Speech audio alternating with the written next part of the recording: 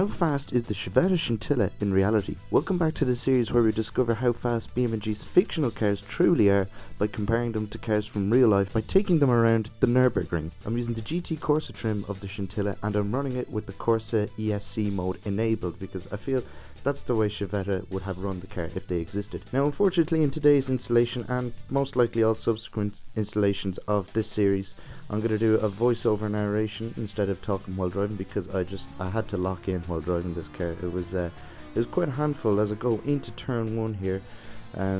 You'll see there are a couple of moments I get a little bit of opposite lock on there where I think I probably could have gained a little bit more time. You need good throttle discipline in this car. Now of course I've actually sort of been learning a little bit more about how to extract more time out of these cars as I'm really tiptoeing through this first section of the track. I'm starting to really realise where the tyre model in BMG is lacking.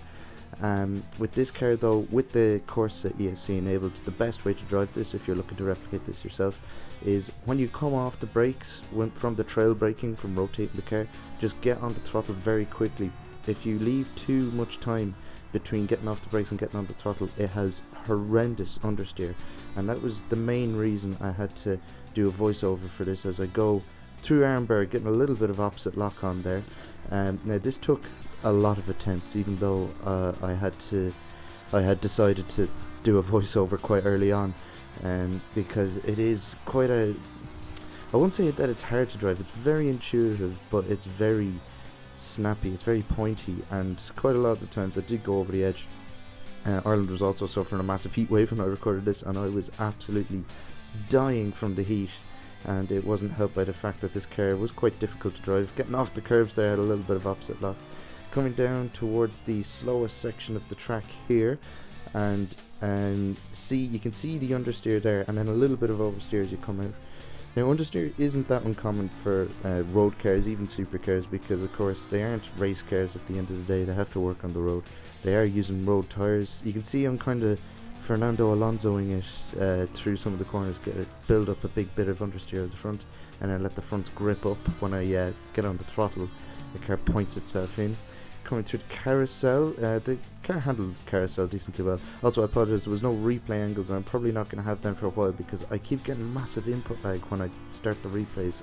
I have these lag spikes, which it's not very good to have that when you're trying to extract performance out of the car. Coming through my favourite section of the track, I'll just show the highlights of this section really. I do take a couple unusual lines through here, but I was really pushing the car. It is a lot of fun, but the other part of it as well was because I had failed like my previous attempts much earlier on in the lap. I didn't have as much practice throughout this section of the track as I did with the other sections when I was trying to figure out the best way to push the car. So as I come to the end of this section of the track, as we go past YouTube Corner, we say hello to auto addiction once again.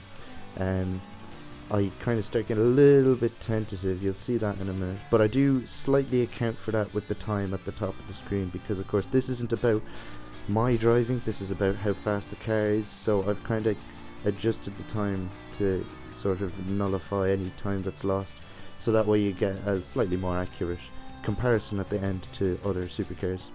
As we come through to the second carousel here, and at this point I was thinking, okay, you've spent 30-40 minutes trying to get this one attempt right, you've gotten this far, don't completely screw it up. As we come past where the Bilstein Bridge is into the final couple of cars. Now I brake quite early here, I probably could have gone a little bit later, but coming through the final sectors here I don't think I really cost myself too much time for the sake of this comparison. Final corner and just gun it to the line. Excellent car to drive, I've really sort of gotten used to it now. 7 minutes 19 seconds. And so here's a few cars to compare it to. I showed a few faster and slower cars than it just to sort of give you a little bit of context for the speed. LFA Nürburgring package, a very cool car.